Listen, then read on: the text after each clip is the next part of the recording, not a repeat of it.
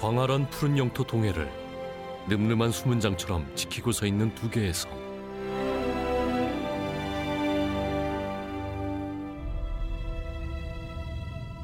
바람과 파도, 그리고 태양이 조각한 89개의 암초들. 이곳은 대한민국 최동단 국토 독도다. 460만 년 전 해저 화산 폭발로 만들어진 독도는 장구한 세월 깎이고 부서져 왔다. 그 결과 섬의 80%가 가파른 경사면이고 토양의 깊이는 고작 20-30cm.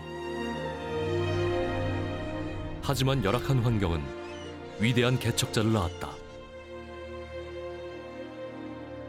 단단한 바위 틈에 필사적으로 뿌리를 내리고 면면이 살아온 독도의 식물들. 살아남기 위해 진화를 거듭해오는 동안 그들은 연약한 모습 안에 강인한 생명력과 독특한 유전자를 축적해왔다.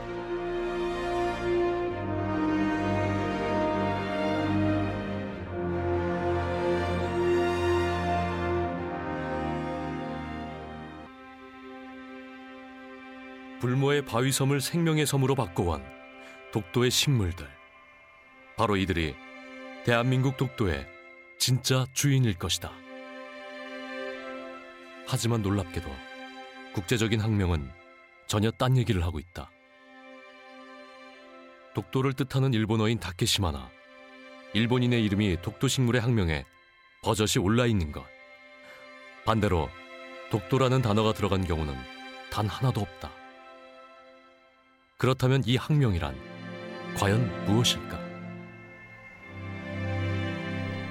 사람이 태어나면 이름을 지어주듯이 식물도 이 세상에서 학자들이 제일 처음으로 발견하면 신종이라고 해서 이름을 붙입니다. 명명자는 이름을 지어준 책임과 동시에 과학을 제일 처음 제안한 선지권을 갖습니다. 조선에 나 있는 식물이나 뭐 풀, 나무까지 전부 다 일본어 하려고 했던 그런 점에 놀라웠고, 국제학계에서 권위를 갖는 유일한 이름인 학명.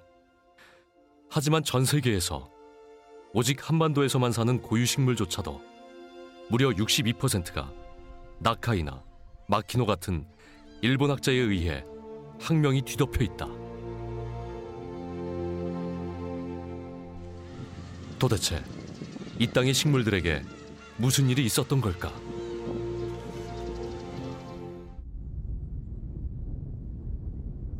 한반도 고유식물 527종 가운데 자그마치 300여 종의 학명을 지은 나카이. 그가 원장을 지냈던 동경대 부속식물원에는 우리의 보물들이 잠들어 있다. 표본실 깊숙한 곳에서 찾아낸 이것은 울릉도 독도 자생식물 섬기린초. 얼핏 보기에도 오래된 이 표본은 단순한 식물 표본이 아니다. 지구상의 유일무이한 기준 표본이다.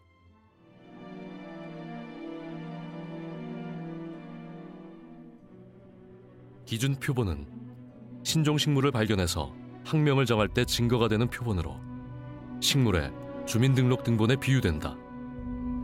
지금까지 파악된 바에 의하면 일본이 보유한 한반도 식물의 기준 표본은 무려 1300여 점.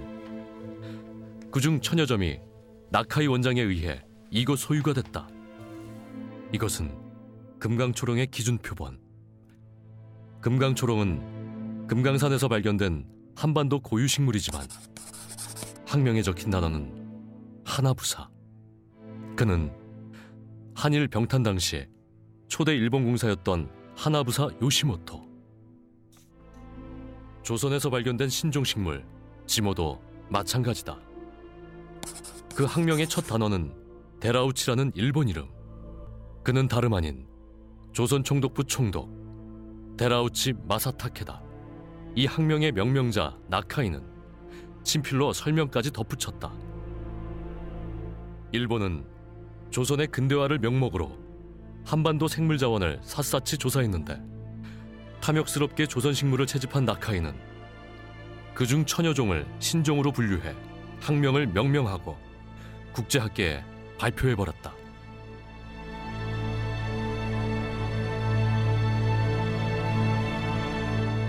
그렇다면 우리는 대한민국 독도의 생물 주권을 얼마나 어떻게 지켜가고 있을까? 우리나라 한 대학에서는 독도 자생식물의 유전자를 세계 유전자은행에 최초로 등록했다. 아까 그 결과를 가지고 이제 우리 분석을 하면 AGCT는 염기가 쭉 나옵니다. 이 염기 서열을 세계 유전자은행에 등록하면 그 유전자 정보가 전 세계에 공개돼 학계, 산업계, 의료계 등에서 활용되는데, 이는 식물 분류학에서 잃어버린 우리 식물 연구의 선취권을 유전자원 연구로 되찾는 길이다. 독도 민들레에 대한 연구를 했다. 누가 했느냐? 어느 나라에서 했느냐? 이게 전 세계에 공유가 된 겁니다. 2010년 독도 식물 6종을 세계 유전자은행에 등록한 것을 시작으로 현재는 독도 식물 57종 모두 하나의 유전자씩은 등록을 마친 상황. 그리고 그 과정에서 박선주 교수는 독도 식물 8종의 엽록체 게놈 지도를 세계 최초로 완성해냈다. ATP-A라는 유전자는 요 크기가 굉장히 크지 않습니까? 그러니까 유전자가 좀 크고 요건 좀 작고 이런 식으로, 그다음에 ATP-A라는 유전자 다음에 ATP-F라는 유전자가 있고, 이렇게 유전자의 크기, 그다음에 구조, 그다음에 순서를 이런 식으로 하는 걸 갖다가 우리가 유전자 지도, 다른 말로 게놈 지도라고 합니다. 엽록체 안에 있는 모든 유전자의 염기 서열을 해독해서 유전 정보를 총집합한 게놈 지도. 마치 복잡한 암호처럼 보이는 이 안에 장차 어떻게 쓰일지 모르는 엄청난 가치의 정보들이 담겨 있다.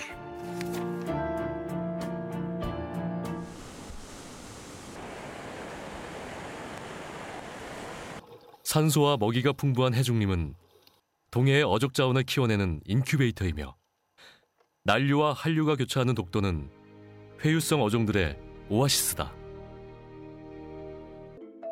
독도 바닷속 생태 지도는 2008년부터 본격적으로 작업이 시작됐고 2014년 1차로 주요 정점 5곳이 완성됐다.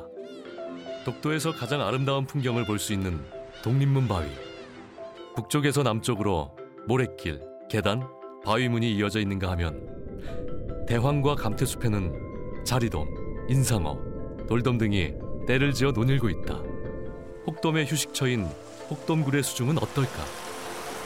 굴의 입구가 굴뚝처럼 위로 뚫려 있는 것부터 부채풀 산호군락과 대황숲까지 훤히 볼 수 있다. 마치 평화로운 정원을 연상케 하는 해녀바위와 단순한 그림 같지만 사실 이 안은 수중 지형과 생물종의 다양성 등 해양 생태 정보들로 가득 차 있다.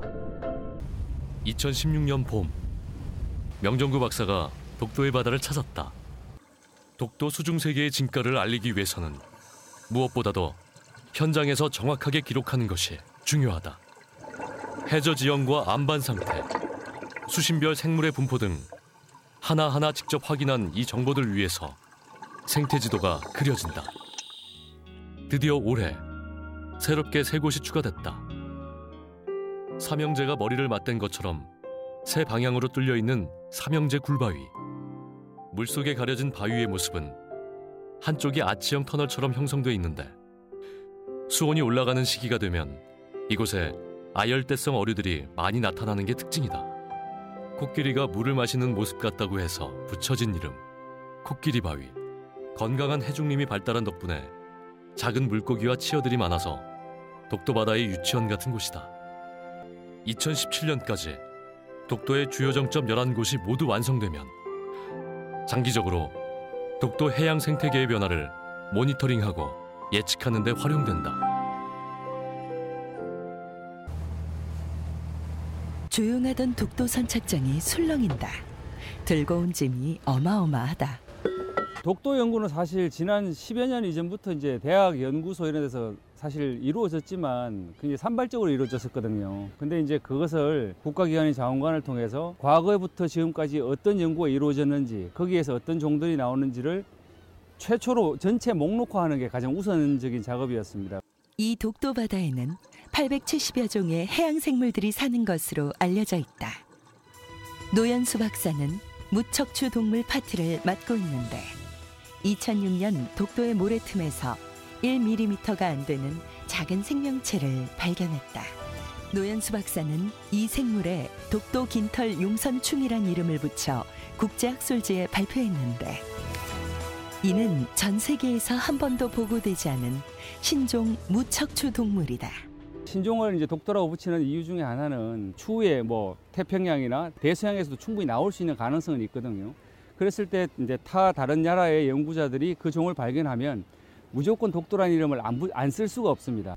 독도에 실제로 서식하는 모든 생물종을 목록화하고 그 확증 표본을 국립생물자원관에 모아서 보관하는 일. 그것이 바로 독도생물 종합 인벤토리 구축 사업의 최종 목표인 것이다. 지난해 1차 년도 사업 결과 350여 종의 독도생물 확증 표본을 확보했는데, 그중에는 2014년 독도에서 발견된 미기록 어종 독도 얼룩 망독도 있다. 국립생물자원관은 2019년까지 독도 전체 생물 1350여 종의 모든 확증 표본을 확보해서 연구 보관하게 된다. 이 수장고가 독도의 보물들로 가득 찰 날도 멀지 않은 것이다. 지난 10년 동안 독도의 미생물 자원 연구에 매달려온 김사열 교수팀.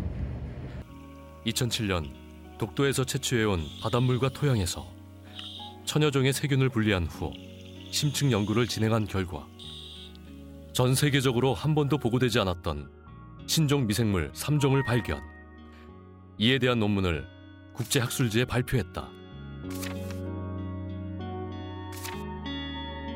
실제로 독도에서 세계 최초로 발견된 신종 미생물은 무려 50여 종. 하지만 그 수적 가치보다 더 중요한 것이 독도 미생물의 특별한 능력이다.